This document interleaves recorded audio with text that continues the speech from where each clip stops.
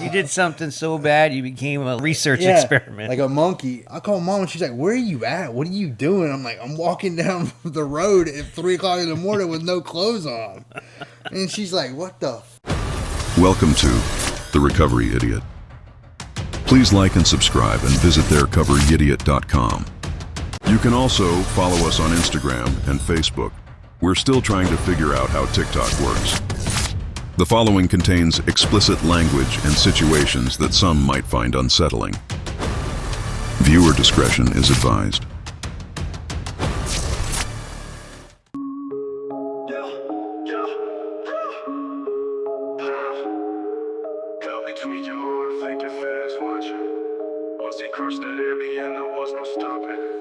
Cop between your heart, thinking feds watching. Once he crushed that Abbey and there was no stopping. Cop between your heart, thinking feds watching. But no more rehab, shuffle or hotel hopping. My mind strained, trying to explain all the damage to his brain. Fake Molly in his vein, don't know how he's not insane. Smoking bud, Percocet, methadone, shooting meth. Fake ecstasy, limousines in an Alabama arrest. Can't cut the rehab he has been, or all the times locked in the pen. Getting couples to come again, after half a gram of heroin. Overdose, fake back, got sober, relapsed, but came back. Bill Mill sponsor, good at that, never admitted to smoking crack. Kicked out a hotel, took almost naked walk. No more Best Western banned for life and body talk. Selling drugs on the low, talk to police, that's a no-no. Been spaced out like Han Solo, says he's Portuguese, but dressed like a cholo. Copy tweaking hard, thinking feds watching. Once he crushed that Abbey and there was no stopping. Copy tweaking hard, thinking feds watching. But no more rehab, shuffle or hotel hopping.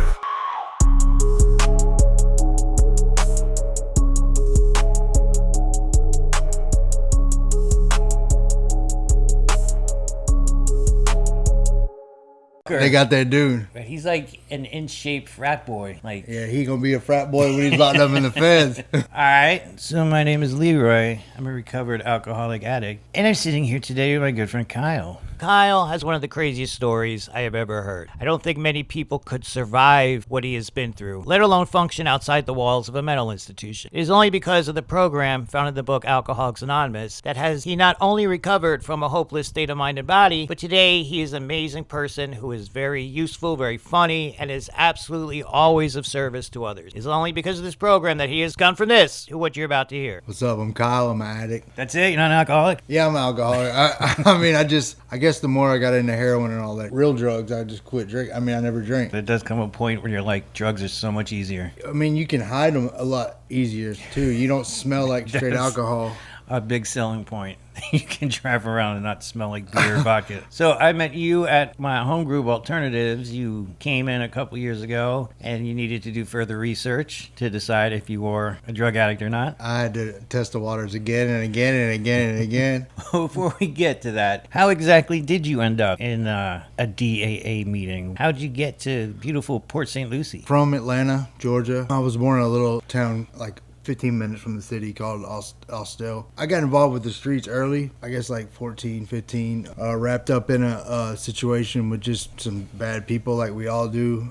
Just young, doing dumb shit. Yeah, trying to prove myself to people that don't even fucking matter. I'm stocky, but I'm short, so I was always a shorter dude. So you had I to felt fight like to prove I felt that. like I had to prove myself more. So I was just putting in work, and there was a lot of work I put in, and I just got respected from some crazy ass dudes. And I mean, I just felt like that was my family. And from that point on, I just started drinking and getting locked up all the time. I went to a part of 10th grade. That was it. I've been locked up like in school like 3 or 4 times, so I could never finish. My mom was a teacher, so she would like Oh my God. she would like beg for him to let me come back and stuff, and like I'd be like, I'm gonna do right this time, and then get locked up again, or she'd send me to some mental institution as like a 15-year-old. So just a lot of bad stuff, just started using early. What was it that you got started off with? I started smoking bud early, 13. I mean, I drank a lot. My family, they always went to Panama City. We had a condo down in Panama City. We would go down there and we would stay for like a summer and come back. So then I load up all my homeboys and shit, and we would go down there, and my mom would like leave the key, and we would go down to Florida, because on the strip down there it's jumping. You got people all over the place, you know what I'm saying? So It's like Disney World for drugs and alcohol. yeah, and then one year we were selling all these fake rolls, and we rented like a fucking limo and all this shit because we were just $20 a pop. Like it didn't matter. People were just all drunk on the strip buying rolls, so I would just take them and dot them up and carve them up so they look like fake rolls and sell them for 20 a pop. And we were down there buying limos on the strip, just dumb shit. I went down there one year and a stolen car, and I just didn't. That's safe to say I didn't make it back. I got locked up in Alabama jail as like a 16-year-old. That's when it all started. That's really when my path just started. I started doing a bunch of meth young. It was crank back then. It wasn't meth. It was crank. completely different. It was like brown. It wasn't like meth. It was Really? like brown crank. Yeah, it was like, man, I had red crank, brown crank, blue crank. It don't even matter. All the cranks you could think of. The stuff that was around in New Jersey and New York when I was younger, like 17 or 18, was called glass. Like crystals today, but you could see through it. But it was just different. People would stay up all night at a party or the club, do a little bit, stay up and party. No one was going crazy and like eating people's faces and like going into psychosis. Like it was just different. As crank was the same way. You could have fun. Yeah, I started doing that. Started doing a bunch of meth. You know, losing my mind and shit. My family just didn't know what to do with me. My mom didn't know what to do with me. My dad, you know, worked all the time. Was going to jail all the time, picking up charges. And then I got stabbed almost to death with my homeboy, which was like my brother. And that's when I started using opiate. Most people don't sit down and say like, yeah, I got stabbed with my homeboy. Like that's a pretty major thing. What were the details that led up to that? And like how bad was it? I was with my boy. I think I took some Xanaxes maybe or something. I was running my mouth. I can't remember what I was on. I was on something. I know the situation was over, but I didn't even want to get into it. No, I mean, it wasn't like a stranger that stabbed you. No, it it wasn't a stranger. No, it was just a situation. We was at his house, and I guess I was running my mouth, and we got into a fight. I was trying to leave, and when I was leaving, I guess I hurt the dude's feelings because I beat his ass in front of people. He grabbed me, and he turned me around, and he stabbed me. And when he went, he had like a buck knife, like huge buck knife, like a deer knife, like you got a deer with. Oh my god! And he went all the way in my stomach, and when he did, I pulled back, and he ripped my whole insides apart. I had a hole in my stomach like that big, and I was like in shock. And then my homeboy tried to grab the knife from him, but the dude was trying to stab him, and he grabbed the knife, or he broke his hand in half and got the knife from him. And then I looked down at my stomach, my intestines were hanging out. So he grabbed my stomach, he grabbed my intestines and put them back in my stomach, and he took his shirt off and tied it around my stomach, and I was just bleeding. And then he carried me to the truck, and I was just bleeding. We were just hitting red lights. I was screaming, crying. I like went into shock. He said he carried me, because I don't remember, I was out, carried me to the hospital and laid me on the ground. And he said they like shut the whole floor down because they were saying it was like gang violence, active crime scene or something. Yeah, and like street violence, gang violence. They had to protect the people that were there. They didn't know if somebody was going to come and retaliate. Like, you know what I'm saying? The whole situation. I woke up with the doctor sticking or the surgeon. They had to do emergency surgery, sticking it was like a hanger looking thing. It was like shaped like a hanger, and he was going in my stomach and sewing my insides apart because my you could see my intestines, like they were fucked. It was fucked up.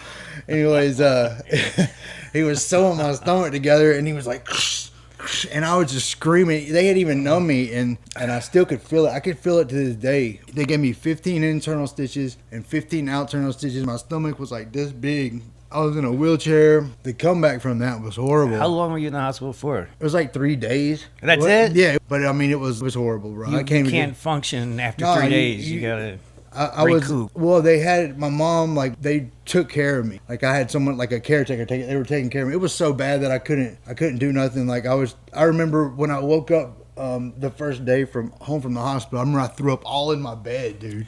You know what I mean? From pain, and I blamed this girl that was with me. I was like, it's your fault this all happened. You know what I mean? And but anyways, I had 50 internal stitches and 50 external stitches and was in a wheelchair. It took me forever to learn how to walk, really, from that, because it was so painful. But yeah, I had a bunch of issues that happened with that. I had to go to court all the time. I wouldn't press charges. It was just a big ordeal. Back then, I was like, I ain't getting involved in no police activity. No, none of that. You know what I mean? You just don't do that when you're in that lifestyle. But that's when I first got introduced to opiate. How old are you when that happened? 17. Jesus, you had the most 18, yeah, 17, 18. earth-shattering thing that could happen to a human being, surviving death with their guts out, and you already been locked up, and now we're turning 18. We ain't even 18 yet. You don't even, man, 18 was, I was on one from then on, dude. I was like, yeah, everybody's like, words circulating in the street. He done got stabbed, he done get, so I'm like, man, I'll fucking kill him. You're indestructible. Yeah, ain't no way to get my ass. Damn, talking about that's making my stomach hurt right now. All right, well, It's we'll move on just from like- it. That's seriously one of the craziest things I've ever heard anyone talk about. I can get visual with it, bro. I've told people about it, you know, in like a group setting, and they're like, "Holy shit!" They're like, "Oh, maybe throw up." I've heard it 3 times, and every time I'm still It's bad. It was bad. I'm grateful to say that God let me live through that. yeah, if you survive that, you're here for a reason. For sure. It was bad. It took a long time to heal from that, but So when you're 18, now the party gets started. now the party gets started. The party was started already, boy. They had me on like Percocet, maybe even OCs. I can't remember what it was back then. I was taking opiates a little bit, but I didn't like opiates too much. I liked Xanaxes, right? So I would mix them. I would take, you know, a Percocet 10, 1 or something, or like maybe what a 15. I don't know what it was. I can't remember. Xanax amplifies everything. And so then you I don't would need to buy take all as my much. boys Xanaxes and take them for pain. So, you know what I mean? Then he was like, I was like, man, I don't want none of these Percocets. And I was like trading them for bars and all this, for taking them for pain. And that was like my first introduction to opiates. They made my stomach hurt. You know, at first I was like, man, they don't work for me. Xanaxes work for me. I've always taken Valium and Xanax and Klonopin. It was always great. It wasn't until it was after the methadone days or during the methadone days, which we'll get. But Shit, those are horrible. something just happened where all of a sudden, because I'm Oxycontin, it's all I care about, just oxy. Oh yeah, the 80s. And then when I switched to the methadone, for some reason, something in my brain changed, and I was like, Xanax. Yeah, dude, Xanax is like you're taking the most strongest opiate on demand, which is methadone, and then you're like, well, fuck, I can't do opiates anymore. Might as well eat as many Xanaxes as possible. That's when it what all I did. changed. The OCs were hitting. I was doing a lot of OC 80s. I mean, I even though I didn't like pain pills that much, the OC 80s were a different ball game. Percocet 10s ain't shit. I was like, damn, you can peel off the coating of these and snort them. I ain't taking no more than Percocet 10s. I can snort these 80s, and then, you know, spirals out of control, and I'm doing so many 80s and turned into Roxy's after that. And I was doing, me and my son's mom, you know, had a bunch of Roxy's and all the time because I was taking everybody to the doctor shopping with everybody. That was in like, I'm fast forward a little bit, but That's the first form of sponsorship, when you're taking people to the doctor. dude, hey, I would take like so many people to the doctor and I'd get half, you know, it was like what, 120 Dilatos, 120 Xanax, 120 Somas, 120 all that shit, Roxy's, anything you think of. That, I mean, it was jumping in Atlanta as bad as it was down here. This actually happened. I loved it. I would look forward to it. I'm like, man, I gotta take this dude to the doctor. I feel like it was accomplishment. The thing with when I got bad, though, it was like we would run out of everything. And then it was waiting to that doctor day was Oh, the most yes. miserable, Oh, my God. excruciating, like, I just want to die. Oh, my God, it's Yeah. taking forever. It's 3 days away. Like, Yeah, and then the dude, somebody calls and say, "Oh, they canceled my doctor visit or some bullshit." And I'm like, dude. So after the Roxy's and all that, like it was bad. Like my house got raided because of my baby's mom writing all these bad checks that I didn't even know about because I was working out of town, and I left her my keys, and she robbed my mom and dad, stole all my dad's guns, pawned them all, got in all this trouble, and she was pregnant with my son. The only reason I bonded her out of jail is because I didn't want my son to be born in jail. Right, I guess like 2010, I started doing heroin. One of my boys was like, "Man, I got this. You need to start, you know, get everybody hooked on this." So that's what I did. I went out there and promoted it. I looked for Clientele. couples. You know what I mean? You got to hit couples because couples spend double the money. You know what I mean? That's what we were proposed to do, is, you know, boyfriend and girlfriend or husband and wife or whatever. that is true. There's always heroin couples. Yeah, Like, they spend double the money. You give them the first $5,000 for free and it's over with. They come back. when heroin came back out after the Oxys, because it was so much cheaper. Oxys got so expensive, Roxy's got so expensive, and all of a sudden, there's just cheap heroin everywhere. It was insane. Everywhere. See, at first, I was doing a little bit, but not as much as I liked the money, man, and I ended up doing it, you know, and then you get hooked on it and you're sick from it, and then you're doing so much of it, and I was just a drug addict, man. Trying to act like I was balling when I wasn't, you know what I mean? I ain't got no money. I should have money. My people I know are just balling out of control out there, and I ain't doing nothing but turning into a little skinny drug addict. That was when I really started shooting it, you know what I'm saying? Because at first I wasn't shooting, I was just storing it. But when you start shooting it, it's just There's no a turning different back. ball game. Yeah. Any of that type of shit. You start shooting it. I shot some 80, because at the end when the 80s were going extinct, they came out with 60. Yeah, the That reds. were red. And like I would be telling people like, man, I got these red 60s, and they're like, man, that shit's fake. What do you mean they're going out? I'm like, nah, dog, I got the 60s. And I started dabbling with the needle. Then after when I started shooting it, heroin and all that, that's when it got real. Shit got real. You know shit's real when you're scrounging up $20 to get a fucking sack from the Bluff in Atlanta that you barely got to get through. Sometimes you would hear every now and then about somebody overdosing or whatever, and it just got to where like everybody I know was just overdosing. They weren't always dying, but they were overdosing. They're like, man, this shit's strong. And then I overdosed. I had not done no dope. I had been kicking. I used to try to kick by myself or whatever, and it would be horrible. But I would kick for like 4 or 5 days, and I'd be all right. Well, one day my boy was like, I got some dope. So I went over there and got some, and I snorted like this much of it, and woke up in the hospital with all my clothes cut off. My boy was with me, and he had guns in the car, and he had to drive somewhere and get rid of the guns. He said I was blue in the car, but he didn't even care about going to the hospital. He had to get rid of the guns. And he drove me to the hospital, and I woke up and I was just like, damn, like I've been doing heroin for 5 years straight and never overdosed. Never. But this stuff. This hit me. That's when fentanyl was hitting. This was like 2015, 16, like that. I guess it was around there. Nobody knew how strong it really was until the news started hitting it, talking about fentanyl this, fentanyl that. Like I'd always knew what fentanyl was because fentanyl patches. Yeah, and stuff like China White back in the day that you knew was some sort of chemical, but it was a little bit and it was not horrible. Yeah. But yeah, that's how I found out about it too, 2016 something. I kind of backed off the painkillers and opiates, and then this guy I was talking to at work, like how great 80s were back in the day and all this stuff, and how expensive heroin or good heroin's hard to find, whatever. Tell me about this new stuff you could get. He's like, man, it feels just like an 80. Doesn't last as long, but it feels just like it. So I did some. It was fentanyl. It was like my first time knowing, like, oh shit, this is just fentanyl. Yeah. This is new. This is different. I shot up while driving up 95, swear to God. And it was great. It felt like doing an 80 for the first time. And then the next time I did it, well, I'll just do a little more. Yep. And I overdosed in the parking lot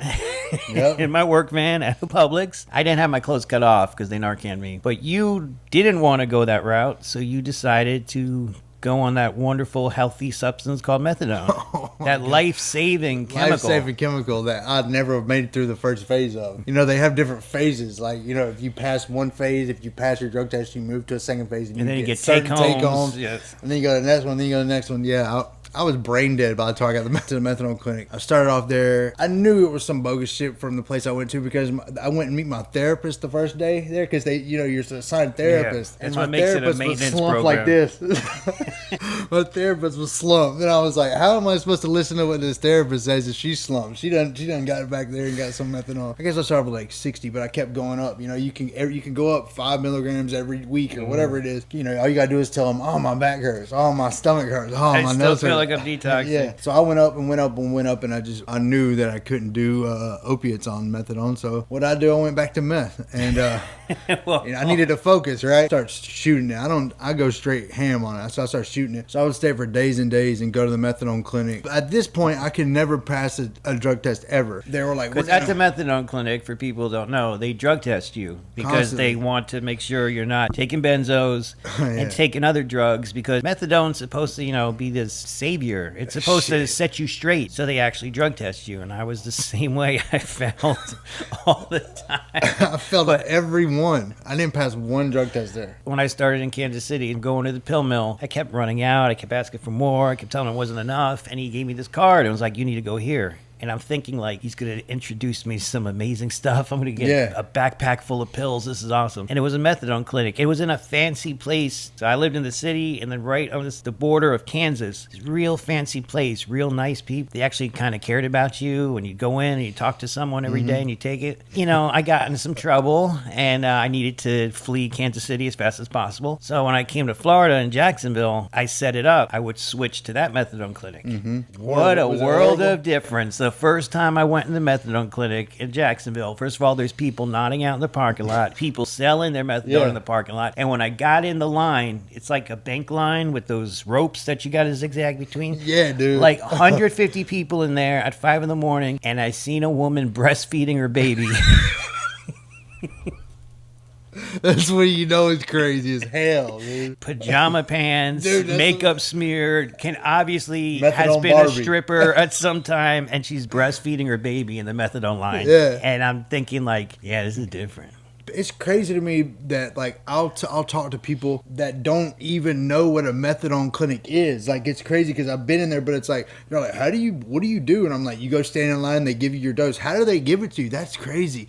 What happens? I'm like, dude, you got to show up every morning. They give you your fucking little cup, fill it with methadone, some fruit juice. yeah, with some fruit juice, and you take it in there. And like I'm always trying to holler at the nurse. You know what I'm saying? What's up, girl? Like what? It depends on what they looking like. Every day they'd be like, damn, you look like shit. I mean, I'm sitting there trying to holler at the nurse after I've been up for a week. And the thing is, I always tell people, like, it's supposed to be an alternative to street drugs. Maybe there's people that get it, phase up, and get their take-homes, go once a week. I know there's people like that, I but don't think I ever met one. I've never met anybody who's successful in life. Who's on methadone. Yes, there's rock stars that do cocaine. There's bankers that might take some pills and party. You never meet someone who's got, like, their shit together or is rich and is like, yeah, I do methadone every day. Yeah, or if they do, there's no way to get off it. No. Like, once you make a commitment to do that You're drug, screwed. you are on it. It ain't like Suboxone. I came off Suboxone and it ain't nothing. I mean, it's still a bad withdrawal. But methadone withdrawal was the worst. I got it on my trauma timeline. It's like number one, dog. It was horrible. One time I did it seriously, 3 months, could not function. The amount of pain I was in, just no desire to do anything, didn't eat, didn't drink, just crying the first week. Like, oh, God, methadone is the worst.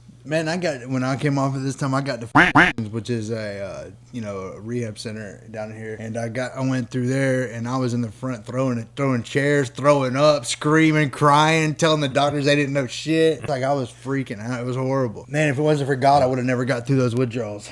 I'm telling you, I prayed so much. If it wasn't for the Holy Spirit and God, I would have never got through that. Actually, thinking about it the other night, I had to go do like 18 days in the county in Jacksonville, and I was on methadone. Oh, God. And knew this was going to be bad, but I've toughed it out through worse things, whatever. You know, the first couple of days aren't bad. And I snuck some pills in my shoes, too, so they help. What kind of pills? Oh, Klonopin, morphine, they're gray hundreds, Yeah, and blue hundreds. yeah. But The anyway, blue ones. I had it planned out. You know, this morphine and Klonopin will last me the whole 18 days. So after like day 2, everything's gone. Yeah, so now you screwed, dog. So now I'm laying in my bunk, no methadone. Dying.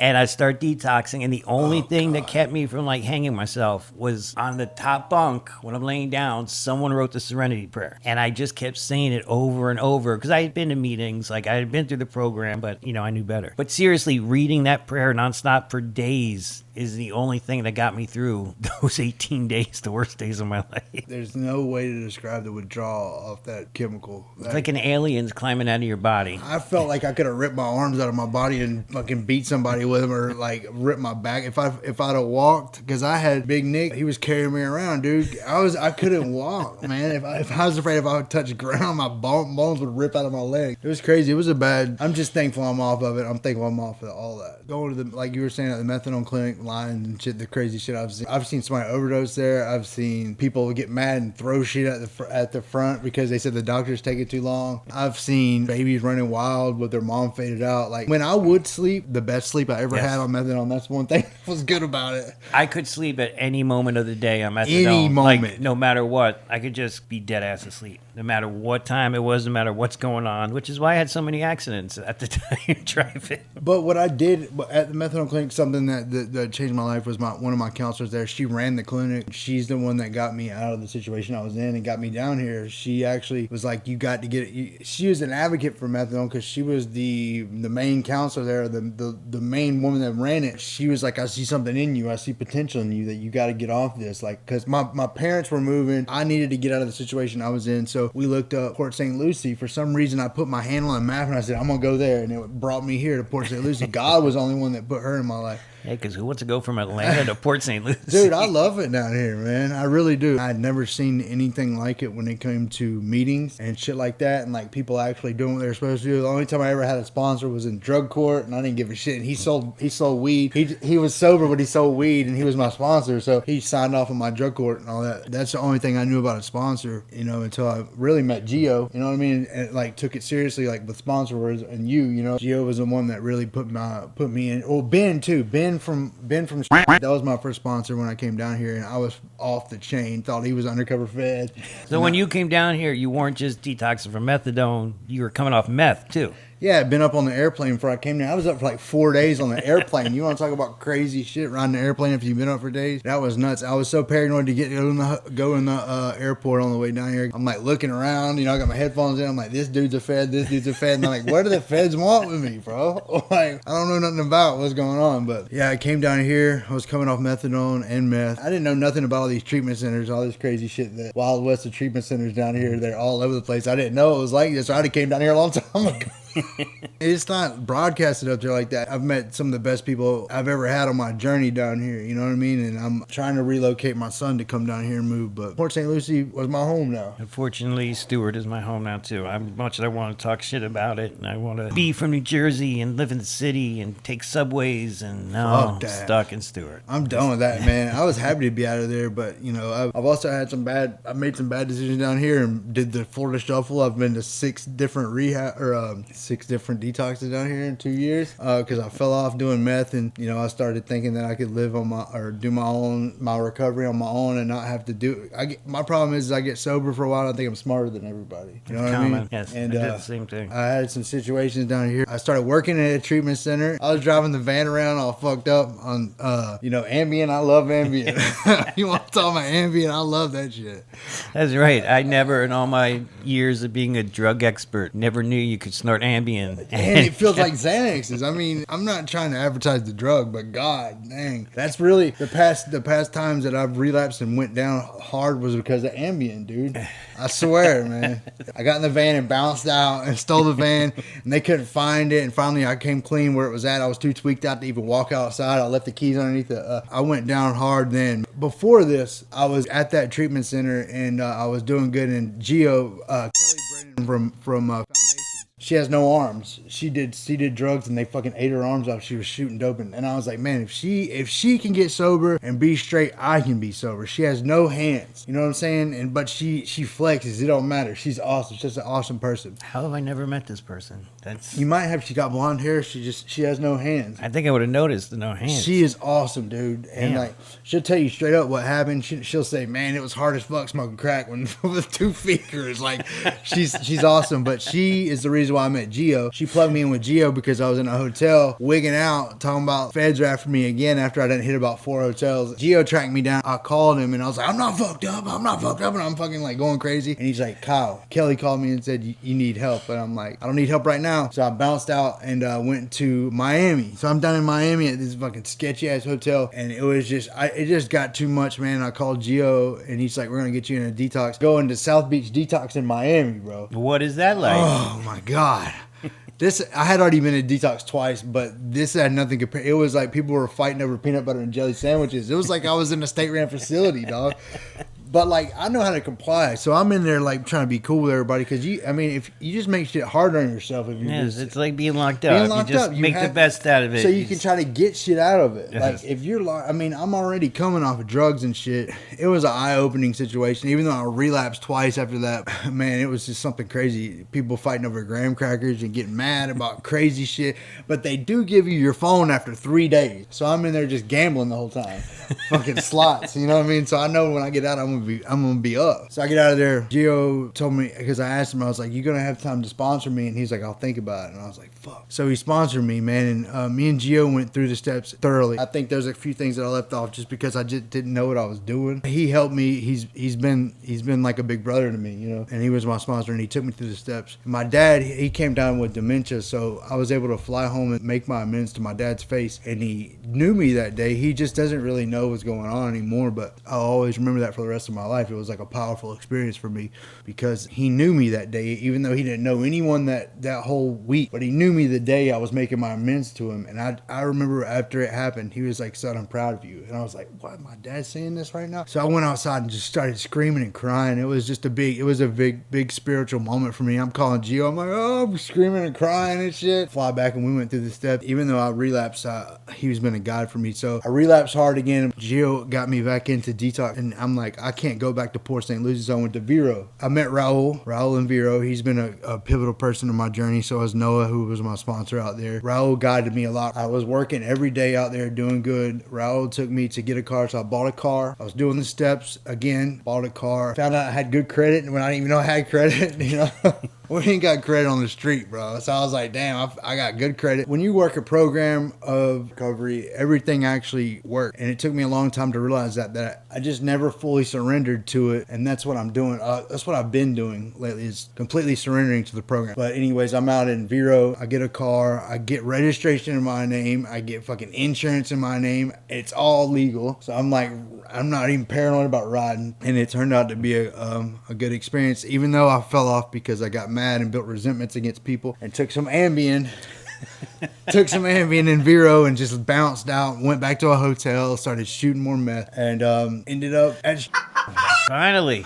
I mean, there's a lot of shit I'm leaving out. Professional drug addict, man. It's crazy. But I mean, not no more, but you know. That's an important part. Professional. If anybody who can be that fucking nuts and that horrible can make it. Hey, no, There's hope for a lot of people. I ain't even said about all the hotels I went to in South Florida. I've been to every hotel. I would buy a hotel for the week and leave after 3 days because I thought the feds were coming. I'm just grateful to be where I'm at now. I went to and things got different. Ben, who was my first sponsor when I came down here, I thought he wrote me off because I was going crazy on him, talking about the feds everywhere and shit. This was like in August. He was like, God, you actually had me thinking that was real. Like the feds were really there. He was like, I was questioning all my shit. That one time, a couple years ago, whatever it was, when we were talking and I hadn't seen you for a couple of days, I sent you a message and I was like, hey, everything all right? And you said something about the feds being involved in these halfway houses and people doing insurance scams and that all these people are going to get busted. And it wasn't not true because at the same time, that really was going on in Palm Beach and people were getting shut down. And I was like, damn, I didn't know this was going on here. I So don't even know. You were like, you know, I'm not going to talk too much about it, but that's going on. So I was like, all right. And then a couple of days later, I was like, you know, how are things going? Now the stuff you're saying, I'm like, oh, he's out of his mind. It's not that the feds are really involved. I don't know, dude. When I was younger, I was so used to police busting in the house all the time or wherever I was at or getting involved. So it's like I'm scarred. So when I do any type of like speed or anything like that, it's like it instantly frozen in my mind that the police are coming because I was always geeked up when the police came. So it's like scarred in me. Speed's not even enjoyable. I don't even know why I was doing it, but it's not fun.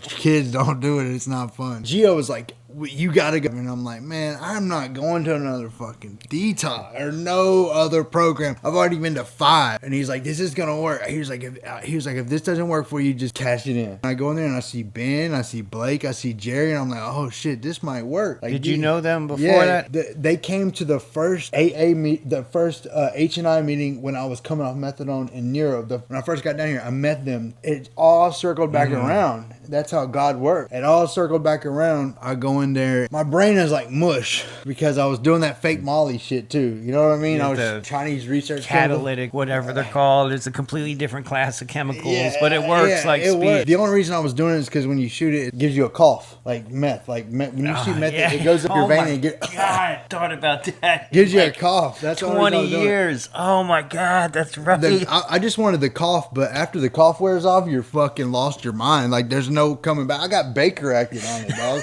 I was out there trying to rob this girl's car, and she called the police, and they're like, "Do you know where you are?" And I was like, "Yeah, Atlanta, Georgia." And they're like, "Baker act this motherfucker." I seen some real demons on that shit, some ghosts. Like it was crazy. I really thought I was stuck in another dimension on that shit. I don't know what it was, but that was a really bad situation doing that fake Molly shit. I can't believe I even fell into that shit. You can feel it travel up your vein and it's like pow, but then after the cough you're just tweaked out of your mind. You know what I mean? I would have died without ever thinking about that. It's a horrible but awesome at the same time. Yeah, so I got Baker acted because I was out there trying to rob neighborhood cars and shit. I woke up in the hospital in a gown and shit, and I'm naked, and I was like, at least I'm not handcuffed to the fucking bed. Like, so I knew the feds wasn't on me. You know what I mean? I'm going back to that shit. Oh man, let me tell you. So this lady walks in, and I thought she was dressed like very professionally, black shirt, black skirt. I'll never forget it. And she was like, really thought she was a cop. That's how she acted. And she came and she said, Mr. Abernathy, I'm with the poison control. And I was like, what? So I look at my arm being ate off. So the dope, whatever I shot, was like eating my arm. She's like, we're testing your blood for arsenic poison. Whatever the dope was that I had in there was like poisoning me, and it made me go insane or crazy. She said, you better be glad you're alive. And I'm thinking, God. You did something so bad you became a like chemical experiment, a research experiment. Like a monkey. So I got out of there, and what I do, did some more of it, dude. And I was like fucking 38 years old being Baker acted. How low can you get? Like, I got fucking kicked out of my hotel room because I was in Best Western. I got kicked out because I took so many Xanaxes and I couldn't remember the room number. So I was walking around knocking on doors and shit. And they told me, they were like, you got to get the fuck out of here. All I had on was some gym shorts. They wouldn't let me back in my room. So I started walking, dude. And I walked all the way down to Fort Pierce barefooted with gym shorts on, dog. That's when I knew it was getting bad. Yeah, that's when it got... That's when it's getting bad, worse. Some man bought me a pair of busted ass Vans they had in there and gave me a shirt. And I took off walking. Called my mom from a gas station cell phone, bro. I called mom and she's like, where are you at? What are you doing? I'm like, I'm walking down the road at 3 o'clock in the morning with no clothes on. And she's like, what the fuck? And I'm like, dude. So I just took off walking. So I had to walk to, man, it was just a horrible situation, dude. Can honestly say I've never been that bad off. I'm banned from the God. Best Western, and I'm banned from Body Talk across the street, the strip club. I'm banned from, I can't step foot in any of those places. You probably don't need to step. I'll never go back to Body Talk. God damn. Them girls don't even speak English, and they don't want me there. I'm so glad I missed that. So I'm at man, and I started going back to meetings, and I didn't want to go. I was like, man, I don't even want to show my face around Port St. Lucie. I tried to burn this place down. I tried to burn a treatment center down with all this crazy shit I was doing there. Gio was like, just give it some time. It'll be all right. It'll be all right. Just keep coming back. And I was like, all right. So I started going back. You know, I like AA, and I like, but DAA is what I like. You know what I'm saying? Saturday nights is my home group, DAA alternative. That's where I feel the safest and the best. I started going back to meetings down here. So I met Adele, which is my therapist, which is still my therapist. I also have Karen, who is my therapist. I have like 10 therapists, bro. I'm crazy. You know what I mean? You obviously, after hearing all this, need probably 10 more. Yeah. I started going back to meetings, and Leroy, I asked Leroy to sponsor me, so he's been sponsoring me. You know, Gio's still a sponsor to me too. I got like, you know, I still look at him and, you know, for advice all the time. So I went through Strive. The 10th, I'll be 4 months again sober. I don't even think about using, even though I got, you know, I got a lot of situations going on with my family. My dad has dementia. He's actually in a nursing home with my mom's watching over him. I'm about to go back for Christmas to see my family and my son. I got a 15-year-old son. His name is Tank. That's the best name a That's kid's his ever name, had. dog. Yeah, he is such a he's a smart kid. I'm hoping I can get to this situation. I can get to the spot where I can move him down here eventually. Yeah, man. I went through. They made me the house manager. I did the house manager one time and it just didn't work out somewhere else. I'm working with a bunch of other guys at the house, man, just trying to help them out and giving them knowledge and wisdom that like I've been through to try to help them on their journey. It's just been a good place. It's like the best, I would say the best living situation and best program that I've been to. I'm not plugging it in like that on here, but that's the best place I've been. You know, being a houseman, people don't think of it as that serious of a position, but when you have a good houseman, it changes things. Because like I had a really good house manager when I moved into Blake's, the other Blake's. Just act different when you have a good houseman. And when somebody knows what's going on and like tells you what to do and how to do it, it changes everything. Because there's halfway houses where they don't give a shit. Give a fuck, and then the kids just run wild. Being in that position and actually helping the people coming up, that makes a big difference. That's our whole point of this, is to be of service to others. And when you're helping these people brand new, maybe have never been to a halfway house before, or maybe never had to live after getting out of detox and have no idea how to live life. Now you and all your 10 therapists can help influence and this person. And Gio, you know what I mean? The accountability that just doing the house manager stuff makes me just feel better. You know what I mean? Like helping other people, even though that we're working on my steps and I'm not where I want to be because we're both busy a lot. But to me, this is a sponsor. It's like a sponsee thing, but without being their sponsor. You know what I mean? No, it's yeah, service that's what I'm work to saying. me, Definitely. that helping them mold certain guys, because you know certain people you can see the potential in and they don't even see it in themselves. So it's like you can help them. It makes me feel good to help other people, and I think that I was put on this earth for that, is to bring them back up and help people. You know, in the same sense it helps me. Is the fact that you survived having your stomach cut open. The fact that you sat at a methadone clinic and a woman said, I see something in you, because no one's ever seen anything in methadone people. Never. Even though, yeah, dude. And the fact you made it barefoot through Fort Pierce, detox in my Baker acted tripping out and thinking I was in Atlanta when I was in Port St. Lucie. You know I've lost my mind. For you to survive all that stuff. And now, not only be sober to enjoy life, but to be of service to other people. That's proof that God is God working, because why else would people like us still be here? All them years, I had chemicals just eating up my connection to God. Under the influence of so many chemicals, you can't feel any connection to any type of higher power. That's why it's important to be sober, so you can actually feel the connection. When you realize there is a connection you don't even want to use anymore, because you're never going to mess up that connection. You know what I mean? It's like the more I pray and the more clear my mind gets and the more strong my body gets, I feel the connection of God, and I feel Him working in my life, and I pray all the time, and things just are being put in place. If you don't believe in God, then you have nothing. You have to believe in God. Yeah, you're screwed if you don't. And I tell that to people at meetings. I say, when I talk about God, if this makes you feel uncomfortable, you're fucked more than everybody else, because the other people who believe might have a chance. There's a reason why there's We Agnostics in the big book, because there's tons of people that feel the same way, and you need to get over it. The thing about the relationship with God is, like you said, I don't even think about it, and I have bad days, and I have stressful situations, I have things going on that push me over the edge, and I want to snap. But still, I don't think about putting a chemical in me, because I know the second I do, even the tiniest bit of Klonopin, It's over with, the dog. tiniest little Xanax, just give me a quarter, just a tiny bit. Once that chemical hits my brain, that's it. That connection, it's like the cable Or to the Ambien, TV is or full. Ambien, dog. Well, I didn't know that was even an option until I met Dude, you. if any type of I can't even do it, because I know I'll be shooting meth by the end of the night. I mean, that's just what it is. In Florida, you don't have a prescription for needles, so you can just go to any Walgreens and get them. Like, Yeah, it's I'm weird. diabetic. I need the 10 cc Yeah. insulin syringes. Yeah, I'm walking. I got a long sleeve shirt on, so they can't see all my track marks. But yeah, fellowship and DAA and AAA is why I'm here. Because if it wasn't for reaching out at the meetings and getting plugged in with good people at AA, NA, DAA, whatever you want to AA it, you have to reach out and you have to network and find your tribe of people to put you in a place to get better. Because if it wasn't for the sober support that I have now, I wouldn't be here talking to you. I was stuck in such a bad place that I wouldn't interact with anybody, and it took a act of God to get me out of the paranoia I was stuck in. So you have to reach out and you have to build a sober support, because if you don't, then you're going to be stuck and you're going to isolate. You're not going to have anybody look out for you, and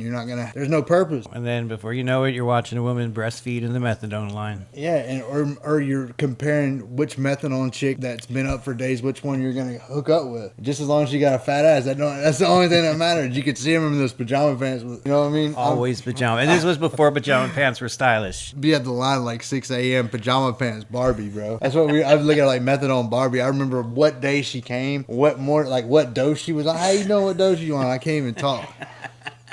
You got some new people, maybe they've been here before, maybe they don't think they should get a sponsor, work their steps, maybe they haven't been Baker acted yet. They're just not ready to surrender. What kind of advice would you have for somebody? You have to surrender completely to the program. That's the only way you're going to get better. And honestly, the steps, they work. If they didn't work, there wouldn't be so many success stories of people that have 30, 40, 50 years. I mean, your life gets better when you get involved with the program, the fellowship, everything that comes to AA. My advice is to get a gym membership, get a job, focus, stay away from the females for a while. If you're a man, you know what I mean? You got to stay focused and get on your grind. And at the beginning, you got to figure out who you really are. You got to build yourself up from the very bottom. You got to humble yourself. If you got to have a Obama phone at the beginning, if you got to Food stamps. Yeah, food stamps. If you got to drive the shittiest car, if you got to do it, so when you get to a certain level in your life, you think back and be like, man, I never want to be here. I never want to ride a bike to a minimum wage job Never, again. never. Never want to live in a halfway house again. But you got to make the best of every situation that you're in, because if you're just unhappy and irritable and discontent all the time about your Just gonna situation, go out again. you're going to get fucked up again. You got to figure out a balance too. You can't just override with work and all that. You have to have a journey of recovery. You know what I'm saying? You don't have to listen to what everyone else says, but you got to find something that's going to change you. You have to get a sponsor. You have to have people you can call, because that's a problem that I've had, is not reaching out when I need to reach out. You got to have those people, because what are you going to do if you don't? You're going to be stuck. What do people think gets us through? The Spirit of God is what guides He just people. think we're all crazy. It's the Spirit of God. You got to think, like I was saying earlier, you keep putting chemicals in your body, you're not going to feel the God connect. So when you don't have the chemicals in it, you're going to feel the connection of God. I mean, God reads your mind, reads your body, and that's just what it is. You got to find AA and you got to find God. It's not about religion. It's about spirituality and having a relationship with God. But every religion teaches you, helping others. And that's That's such an important part. Find their relationship with God and help others. And so many people stop at the helping others part. Life gets good. They just want to sit back. All right, I'm sober now. I can do this. Never reach out and help other people. And then they fall off and wonder what the hell happened. You have to help other people. And like the halfway house thing that I'm doing with the house manager, like helping people is helping me to be the one to make certain decisions to instill. And like, say like you get like a 17 or 18-year-old kid that comes in, you know what I mean? That's never had a dad, that's never had anything, that's never had anybody show him how to wash clothes or cook food or whatever. And you take the time and you help these people, show them the way, show them how to do it. They could be the biggest success stories ever. And when they look at you and say, you changed my life, that's a high bike. So that's a high. And then you can say, I'd be fresh as hell when the feds. Look, they that's what I thought. You gotta work the steps. You gotta have a program. You gotta have God. You have to find God, and you have to build your spirituality up to a 1,000,000%. Thanks for watching The Recovery Idiot. Please like and subscribe and visit theircoveryidiot.com and follow us on Instagram, Facebook, and TikTok. Our MySpace page is still in development. And please, for the love of all things sacred, stay away from fake fucking Molly.